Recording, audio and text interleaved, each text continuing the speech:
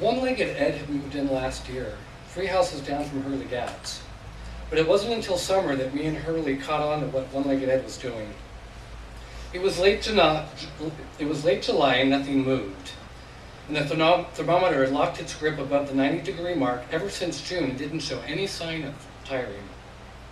The neighborhood hummed with the constant noise of air conditioners that kicked on early and stayed on late. And me and Hurley Gats holed up in his living room, drew the curtains, and flipped through the channels. We might have stayed that way, for it's a whole summer in his house. But his mom started coming home from work for lunch and kicking us out, locking the door behind her, and Hurley didn't have a key. She said the fresh air was good for us and we should be out doing something. Something that she called playing, when in fact Hurley and I hadn't played in years. Hurley knew that she didn't give a shit if we lost 10 pounds sweating in the shade, or ate the last can of Pringles and rubbed our greasy fingers on our couch. What it came down to was the fact that the mechanic was back with Hurley's mom, and the mechanic was pitching in for bills, and he started making a lot of noise about the cost of electricity we were blowing through with our thermostat control and nonstop television. We didn't thank Hurley's mom on the first day for kicking us out, but later I would realize that if she hadn't, we would not have found the dead girl. And cable television couldn't compete with that. Harrison Creek was more of a slough than a creek. Backwater that had been brought on by the Fish and Game's construction of fish ladders off the river to move migrating salmon upstream while still keeping count. The slough was slow-moving and prone to stagnation when the season was dry, and there was no rain to fill the mud cut of puddles or its banks. In lucky summers, the slough was wide and thick, and we would challenge each other to swim across it because the opposite shore was just far enough away to make you feel winded when you hit the midpoint. And there was always a moment far from shore when you made the decision to flip over, go belly up, and hope you could backstroke the distance. It would start out as a race, but at that midpoint it always became a shared struggle to keep above the surface and not drown. The slough was across the road from where we lived, and when Hurley had motorcycles that ran, we would ride them across the road and down to the banks, tear through the trails that flattened the brittle and high yellow grass. Hurley Gatz's motorcycles were prone to break down, and their only chance of repair was his mom was dating the mechanic. So whenever she kicked him out, we'd be without them. And even though he had been back in Hurley's house since late June, the motorcycles wouldn't run, constantly smelled flooded with gas, and the mechanic wouldn't do shit because of the electricity bill and the fact that he considered us freeloading. If he knew the cops had come knocking a couple of times because we didn't have licenses and weren't supposed to be riding on the street, he would have just sold them off to his drinking buddies at the Palomino room. And mostly he was just looking for an excuse to do it anyway. It was hotter than fuck, but next to the slough it was cooler, and we just had decided to stop kicking around in Hurley's backyard, waiting for something to do, and walk down there and swim. We both took our shirts off and shoved them into our back pockets. The water had a smell. Thin black bottom mud, frog, and cattail all competing for the same heavy air. It was a familiar smell, and it made me feel good. I sat down on the bank and watched the bugs swarm in shifting clouds that hung over the surface. It was even too hot for the fish to take bait, so we hadn't bothered to bring poles, even though it would pass the time. I knew the fish were at the bottom, beneath the layer of water that the sun still warmed. And that was the best part of swimming out there, diving down to the point where the water went cold. Hurley was lecturing me about the Flintstones and pollywogs and God, and smoking cigarettes he'd stolen from the mechanic. And I was sleepy and warm and loosened my laces, slipped out of my shoes and jeans, and waded out into the water until the bottom switched to soft mud and small waves knocked against the tops of my knees. I could smell cigarette and pond mud and wet grass, and I wished I had something to float around on like at the pool. I waded into the blonde grass without looking down, felt it touch my legs and wrap around, and then my shin hit something stiff and narrow that bobbed and moved. And it took me to realize that the blonde grass was hair, and the tree branch was an arm, and I was wading through a person. "There's a girl in the water," I said to Hurley, but he wasn't listening to me. He was preaching about good and evil and Bugs Bunny and putting a stolen Zippo to a lucky strike. Hurley Gatz and I had lived on the same street for the last 7 years. He and his mom had moved in during a rainy November right before Thanksgiving. Most people liked his mom. She was pretty and young and laughed easily. And she liked to drink and dance, and people liked that about her too. My dad worked up in Susanville a lot and wasn't home much. So my mom started hanging out across the street at Hurley's, and they would sometimes go out and leave us behind. And that meant we could do what we wanted to do. Lately, what we wanted to do was spy on one-legged Ed down the street. And we had stashed binoculars up in Hurley Gatz's bedroom, and we would cut the lights on the house, open the window in his room, slide his bed up to the sill, and pop the screen off so we could lie there and look out in the neighborhood. Usually we just spied on Missy Lingenfelter making out in a blue Ford with someone who looked way too old to be in high school, who had a beard and a way of leaning his head back on his seat when Missy was no longer in hers. We both knew Missy. The blue Ford came around late at night, and sometimes Missy was already inside, and sometimes she wasn't. Sometimes we watched her crawl out a downstairs window, and she'd get in the car and they wouldn't go anywhere, just stay at the curb. And we would watch the flat bottoms of her feet press against one of the rolled up back windows. And we'd spend the next 4 minutes trying to dial in the focus on the binoculars and find out whose turn it was to watch next.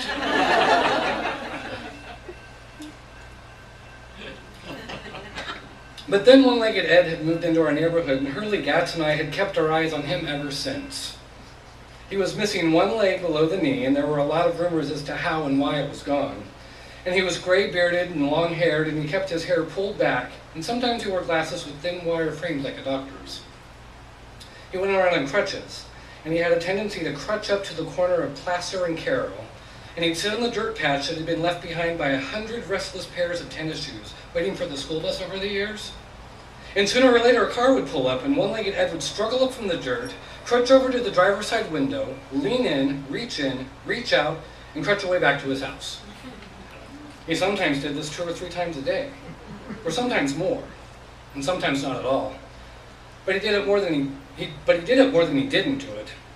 And me and Hurley took notice of it, because no matter how much we tightened the focus, the binoculars couldn't dial in what happened between one-legged Ed and the cars.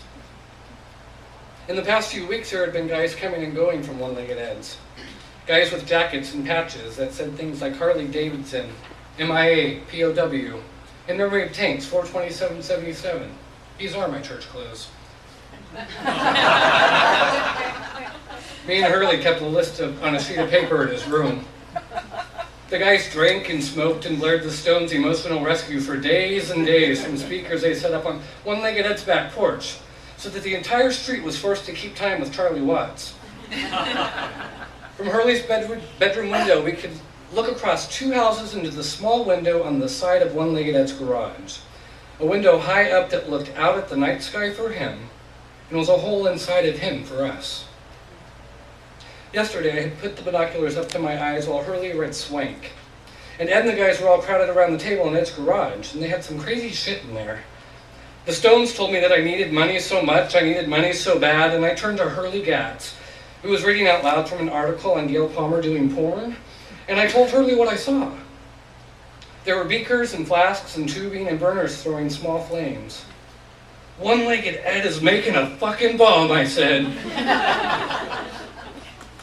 I had thought about it all night. What one-legged Ed might want to blow up. But as we both stood looking down at the girl, Hurley from the shore and me from the water, I forgot about everything I had seen in that garage. The girl was face down and we couldn't recognize her from the back. I thought about flipping her over, and maybe Hurley thought about wading in and doing it too.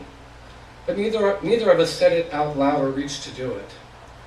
In fact, neither of us touched her.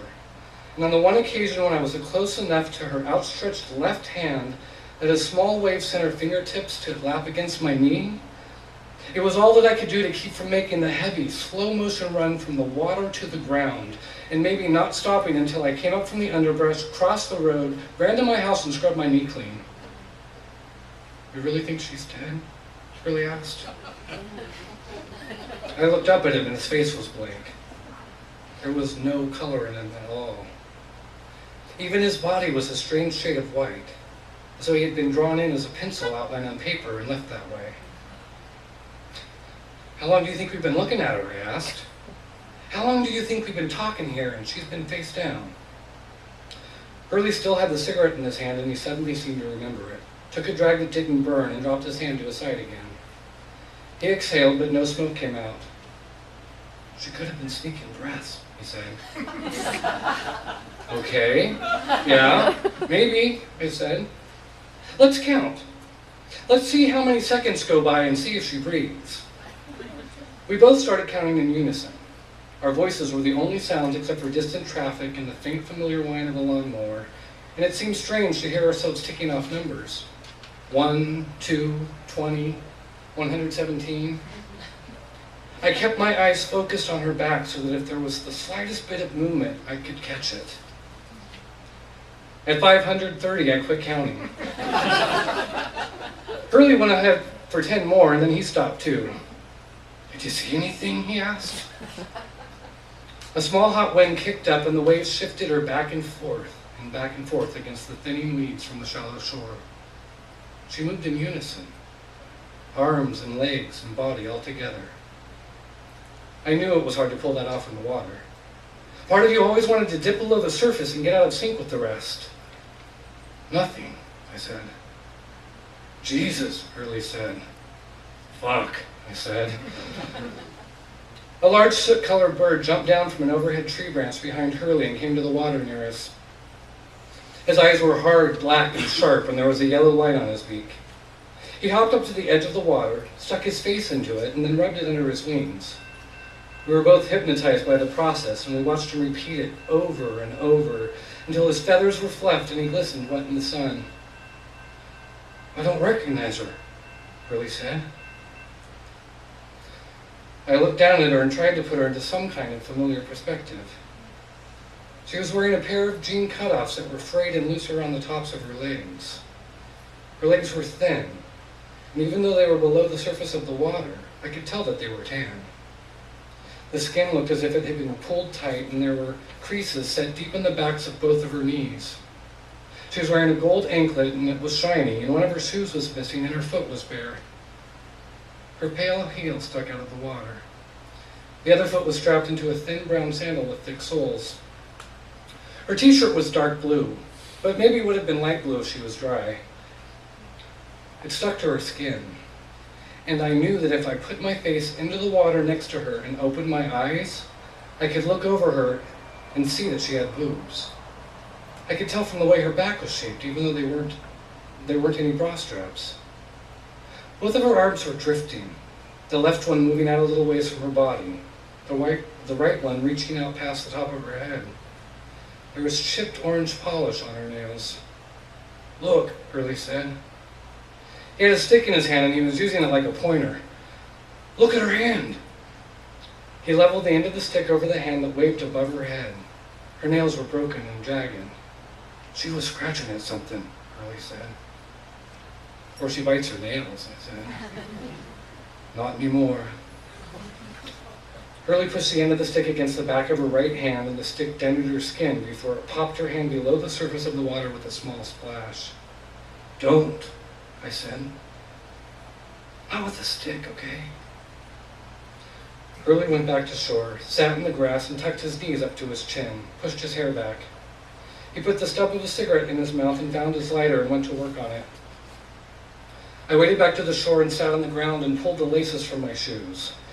When I had both of them, I tied them together to make one long string. I walked the short distance to where the body was floating, and I looped one end of the string around the girl's left wrist, knotted it, and looped the other end around a broken piece of branch, knotted it, and stuck the branch into the soft mud. "There," I said. "What do you want to do with her?" Hurley asked. "Keep her, I guess." For the rest of the afternoon, we sat on the bank and flipped through mental pictures of girls we knew, said their names out loud to each other, gave descriptions when we didn't know the names, tried to figure out who she was. By late afternoon, we had run out of names and faces, and Hurley was out of the mechanic's cigarettes, and the mosquitoes were thick and biting, and we decided to go home because there was nothing else to do. I didn't eat and went to bed early. I took my sheets off so I could run them under the bathroom sink and get them wet, so I could put them back and lay on them to try and break the heat. I dreamed without sleeping, and the faces of girls kept repeating their images every time I tried to close my eyes. I could hear my parents eating in the other room. heard the sound of their silverware clicking, the sound of plates stacked in the sink. I heard the TV come on and I heard my father's voice, and I thought I was asleep, but I wasn't. I finally gave up, took the phone in my room and called Hurley. His mom said he'd gone to bed, but he took the phone from her and told me that he'd been just as unasleep as me. It was a suck way to waste a summer night, so I pulled on my summer clothes and walked over to Hurley's. And the mechanic and his mom had gone out, so we took a can of Pringles up to his room, dug the binoculars out of his sock drawer, popped the screen, and took our place at the window. It wasn't even dark yet. There was still sunlight and a bright line on the horizon, and the sky was deep orange, and made me think of the girl and her nails. I wondered if she was okay there on the shoreline, tied to the branch. I wondered if anybody would find her. I hadn't thought about it before, the fact that we weren't the only ones who used that strip of a swimming space. And I wondered if maybe we should have covered her with something, but I couldn't think of what. Do you think she's okay? I asked Hurley. Hurley was on his stomach with the binoculars pointed out the window toward the rows of houses in the street beneath us. Who? Missy? He shifted his weight and started fine-tuning the focus. You know who I'm talking about. I think I've seen her before.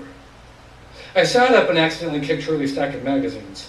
The new World Sex Record issue. 83 Men in One Night slid into erotic cookies. But you can't eat just one. Slid into Sex and Alcohol and How to Get Up When Booze Brings It Down. Slid into the Q&A on junk food, making you a limp lever. Take our remedy. The mechanic had great reads. I had secretly taken home the Cheryl Teagues issue, had her safe between my mattress and springs, and if Hurley got blamed for that one disappearing, I would be sorry, but not very. Who is she? I said. Is she from school? It's that girl from my algebra class, isn't it? That one girl who used to sit in the back and then she got moved to remedial, right? No, that's Diane Kenyon, and she's very much alive. I saw her at Holiday Market today, bagging groceries. Then who is she? I don't know exactly. I know I've seen her, though. Look at this. Mrs. Irwin is out in her yard in a robe again. Disgusting. He tightened the focus on the binoculars. I read articles I'd already read in mechanics magazines, and eventually the sun disappeared and we were shut into darkness. It was Thursday and the streets were quiet. One-legged Ed's driveway was lined with motorcycles and big guys smoking cigarettes and talking loud, but his garage was dark and there wasn't much to look at. Sometimes we would see someone pass by the windows in his house and we would follow his movement for a while, watch him step out on the back porch, light a cigarette, stand out there and smoke until someone else came out, joined him, took a hit, and passed it. I want to go see her, I said. Hurley was quiet for a while. He set the binoculars on his bed and rubbed his eyes. What are we going to do with her, Reese? I think we should tell somebody. I don't want to tell anybody. I could feel my heart under my shirt. I felt hot. Not until we figure out who she is and we can report it. Maybe there will be some kind of reward. I wasn't sure why, but I wasn't ready to lose her. And I had to go see her, and I would go with or without Hurley. We heard a motorcycle fire up and I closed the magazine. Nothing in the garage, I asked. No, it's quiet. Just the usual. Hurley lifted the binoculars and looked out on one-legged Ed's house. There's girls there tonight. He handed me the binoculars and I moved forward on the bed beside him. I could feel his bare arm against my shoulder. I could feel the heat on his body. And I could smell him beside me. Soap and sweat and laundry detergent. I looked into the darkness and tried to pick out faces in one-legged Ed's crowd. The girls were young, but older than us, and they stayed close to each other and to the men, and sometimes they reached out and grabbed one or another by the arm, and there would be laughter and we could hear it over the rooftops. I count 5, I said. What are they doing? Nothing. Laughing, drinking beer, smoking. One's putting on lipstick. You want the binoculars back? Hurley rolled onto his back and shut his eyes. No, just keep telling me. Where's Ed? I don't see him, I said. Then the light flicked on in the garage and I waited, and finally someone passed in front of the window, and I could see it was one-legged Ed, and he had a girl with him. In the light I could see her better than the others, and she was small with long brown hair and skinny legs, and she was wearing a skirt, and she looked bored. He's in the garage with one of the girls. Hurley opened his eyes for a second. What are they doing? Nothing. I can't tell. Does he still have the bomb? Wait. She's fucking kissing him. I swear to God, she has her tongue in his mouth. Hurley sat up. Give me the binoculars. We sat on his bed and watched the girls kiss, one-legged Ed, and I was turned on and disgusted and couldn't seem to stop watching. And Hurley pulled his shirt off, and I took the binoculars back and smelled Hurley and watched the girl. I didn't want to stop doing any of it. Hurley was whispering song lyrics, and he kept his eyes closed, and he pushed at the front of his jeans with his palm. When he was asleep, I left his house and walked out onto the street, and I could hear the music from one-legged Ed's. And I wondered what would happen if I just went over there, knocked on the door, and invited myself in. I wondered if they would let me stay, or if they would beat the shit out of me and drag me home by my laceless shoes. I went home but did not sleep. I lay in my bed and didn't fold the covers back. Just waited for the light to come back to the sky for another day to start. The heat did not break in the night, and I was slicked with sweat by the time I heard my dad start the shower and my mother start the coffee, and both of them moved to work. My parents like to fight in low whispers, and there was a lot of that lately, but I couldn't decipher any of it, and I tried to forget it anyway. When there was less than light, and only the promise of it, I left my house and went back to the slough, and cut through the grass and the trails, and found the path to the shore where the girl was tied. I expected her to be gone, cut loose, and was just as scared as I was hopeful that I would find a broken stick, dirty laces, and nothing but green water. But of course she was there, just as we'd left her, face down and not breathing and flexing with the small ripples of water. When I got close enough to the shore to see her, I heard a frog jump and there was a big splash, and I screamed a little, and then I laughed at screaming, and that sound scared me too. I sat on the grass in front of her and saw the remnants of where we'd been the day before. Crushed cigarettes and stamped weeds. The shoelace was still tight on her wrist, and the stick was still upright and anchoring her to the shore. Her hair covered her head in all directions, and there was no chance even to see the profile of her face. "I wish I knew who you were," I whispered. "I wish I knew you." I stretched out on the grass, and the ground was cool beneath me. Moisture crept up and dampened my shirt, and it felt good. And I closed my eyes for a second, and when I dreamed, she was with me, in my dreams. And we were on our way to the prom, and I was in a tux with a pale blue shirt, and she was in a blue dress, and I had a car that I had never seen before, but it was mine. And instead of going to the dance without saying anything, we decided to park out by the river. The real river, not the slough with its warm, slow algae and green bullfrogs and smell, but by the river that moved and ran and went deep and stayed cold. We sat in my car and I played the Stones, and she started kissing on me, on my neck, and I let her, and she was beautiful. When I looked at her, it was as I couldn't see her exactly, but I could tell that she was beautiful, and I kissed her back, and then it was as if I was watching it all from a window. And I could see my silhouette in the car, through the rear window. And I was sitting up in my seat, and she wasn't. And I could feel her next to me. And also watching all of this from the window was Hurley. And he had his hand on the front of my jeans, and he was pressing me. And I could feel him too. When I woke up, the ground was dry, and the sun was already hot, and I was thirsty, and there were yellow weeds pressed into my cheek and a short trail of ants on my arm. The girl was still in the water, and everything was the same. I heard a plane overhead, but could not see it. Just the trail of white it left behind as it split the blue down the middle like a seam. I kicked off my shoes and pulled off my jeans. I waded into the water next to her. There were places on her body where the water did not reach, and she looked dry and hot and exposed. So I splashed water over her, slowly, cupped it in my hand and sprinkled it over her like rain. I stood close enough to her that I could feel her fingers touch me when the water shifted the right direction and she knocked against me and I let her. Her fingers did not feel like fingers, but I knew that they were, and I knew that they were hers, and even though I wanted to, even though I almost did, I could not put my hand around her arm and lift her enough to see her face, roll her onto her back and turn her to the sky. I went to Hurley's, but he didn't open the door.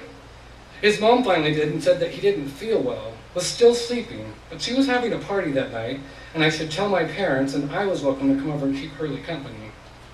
As I was walking back to my house, I heard an upstairs window slide open, and I turned around just in time to take a hot tamale to the head. "Get back here, fucker!" Hurley shouted. The noise set off a string of dogs barking, and old Mrs. Irwin in her robe looked up from her front flower bed. Hurley gave a shrill whistle and then slammed the window shut. Mrs. Irwin looked at me and smiled. The mechanic was already at work, and Hurley's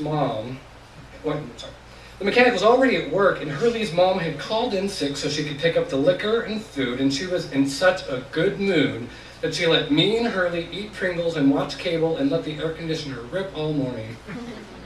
We repaid her kindness by tapping the cake for her, and getting chairs out of the garage, and hosing things down, and putting out plates and bowls of peanuts, and testing the beer to make sure that it was fresh, and testing the cups by filling some with beer to make sure they'd hold the liquid, and tasting the beer to make sure that it wasn't light beer because nobody drank that shit, we said. And by the time she sent us out of the living room and back to Hurley's room, we were about half drunk. We took full cups with us and decided to try to keep them full the rest of the night. By 9 o'clock, there wasn't one person in the house who wasn't holding on to someone else for balance. And the volume had reached its peak, and Hurley's Uncle Walt had put on Frampton Comes Alive. And there were too many voices who thought they knew most of the words and were trying to join in on the choruses. At 9:45, Hurley and I were sipping warm beer from the bottoms of our red cups, and we had the binoculars pegged on the street below. But all the action in his house had moved to the backyard, and all we could see were the cars parked nose to tail on the street. At 11, one-legged Ed left his front door and started crutching his way down the sidewalk towards the Gatz house and the party that it had become. "You won't believe this," I said. "One-legged Ed is coming up your driveway." I passed Hurley the binoculars, and he climbed up beside me, and I watched him swing them onto one-legged Ed, who had a brown bag pressed tight to the crutches as one blue tennis shoe traded spaces with nothing, step after step. "I don't fucking believe it," Hurley said. "Let's go answer the door." The front door wasn't even closed, so it was stupid to answer it, and we found ourselves standing there like a couple of jackasses when he finally made the turn at the end of the walk and started up toward the porch. In the background, I could hear my mom's voice, and she was saying something about chicken, and then one-legged Ed was right in front of us, gap-toothed, bomb-making, and spit-shined in what looked like a new shirt. "Howdy, boys," he said. And then he did something that neither of us expected. He winked one eye closed, touched it with an index finger, and then pointed at us, separately, one by one. And then he was crutching past us toward the noise in the kitchen, and somebody yelled, "Gary, you old son of a bitch, good of you to come." And it sounded like the mechanic, and maybe it was, but neither me nor Hurley turned around to watch the greeting, or the greeter, or the moment when the crowd broke and swallowed him in. "I want to go see her," I said. We went back to Hurley's bed and listened to the music pound the floor. "Forget about her," Hurley said. "Give me the binoculars." Downstairs, someone screamed laughter, and there was the sound of glass breaking, and then more laughter, and a car door slammed, somebody coming and going, and then the music stopped, and a few minutes passed before something else came on again. Hurley leaned forward, half out the window, knocked his cup off the sill, and let it roll down the roof to the gutter below. "You won't believe this," he said. He passed me the binoculars, and I tried to figure out what I was looking for, and then he pointed right and down, and I followed his finger, and I landed on one-legged Ed's house and bounced from window to window looking for something to catch. There was nothing. And there was nothing strange about that. One-legged Ed was here. And then I realized that there was more than nothing, too. And it hit me that the side window of the garage was gone. It just wasn't there anymore. I spun the wheel between the lenses, tightened focus and tightened again, and then I saw that the window was there, but it wasn't a window anymore. It wasn't. Someone had painted it black, and it was impossible to see through. There was the hint of light behind it. The black wasn't completely dark, but there was nothing to see through 2 anymore. Our sight ended at the window now, and there was nothing to see. Just light in the absence of what was once there. And over the rest of the house, the curtains had been drawn, and that was it. The hole inside to one-legged Ed was closed. "That son of a bitch," I said. "You ain't kidding." I tossed the binoculars onto the bed and stared at them for a second. They were worthless. Missy was moving to Southern California for college, and nobody wanted a close-up of old Mrs. Irwin in a robe in her front yard. Hurley exhaled hard enough to lift the hair on his forehead, but he didn't say anything for a while. "It's all over, Reese. This summer is officially done and gone." "It's not even August, Hurley. But why are you being like this? It's August in a week, school in a month, summer is done. This is boring. I want to do something else." "I thought we were having fun," I said. "We were, but now I'm not. Come on, Reese, it's time." Downstairs, somebody had plugged in an electric guitar and was trying to play along to the music. Finally, they gave up and went into the intro for "You Really Got Me." "Time for what?" I said. Hurley looked out the window at his cup in the gutter and the rows of cars at the curb. And then he shut his window and the room changed its quality of sound. "Time to tell somebody, okay?" The guitar made a seamless riff into Louie Louie and everybody cheered. Hurley stood up and opened the bedroom door, and the party moved upstairs, if only in volume. And then he stepped out of his room, and I thought he might stop for a second, look back at me, wait, but he didn't. He just kept his back to me and closed the door. After a while, I went downstairs, but I didn't look for Hurley as I walked through the crowd that filled the living room. When I hit the sidewalk in front of his house, I just kept walking, and then I was on asphalt. Then I crossed over onto dead grass and dirt. I knew my way without light. I didn't need sunshine to call the corners, dips, potholes, and uneven places in the ground. I could find my way to the slough with my eyes closed, and I walked part of the trail that way, eyes closed. And when I came out on the open bank beside the water, I smelled the slough before I ever touched it, and felt the quality of the air change into a coolness that made goosebumps break out of my skin. There were frogs calling on all sides, back and forth, so that the noises blended together into one long harmony of sound with crickets and the last remaining line of insects that had become lost after dark. I slipped my shoes off and went in with my jeans on. The mud felt good under my feet, a reminder that I wasn't sober, but I wasn't drunk either, and I had had enough by then to know the difference. I found the anchor stick and pulled it out of the mud so I could get the shoelace free. Then I took the loop and put it over my own wrist, felt the wet heaviness of the thin lace, and slid my hand the distance until I found the other end around hers, and I spun her slowly so that her right hand turned toward the opposite shore, and I turned with her. There wasn't enough room between us to make a full stroke, but I could half dog paddle to keep her alongside me, while I was treading together toward the open water of the middle and the opposite shore beyond. I would be 16 before fall, maybe get my driver's license, start the high school year that counted for college, and probably be a better swimmer to take on crossing the slough by next summer. Across the water beyond the far shore was the freeway, and I could see the steady roll of lights and hear the drone of trucks shifting gears as they prepared to take the long turn toward north and the distant edge of the state beyond. I put my face in the water and held my breath. And even when I thought that I could hear voices on the near shore behind me, see the narrow fingers of flashlight beams pointing in my direction and over my head, I kept my face down and stayed on course. Felt the temperature change in the water below me, the shallow warmth giving way to deeper cold.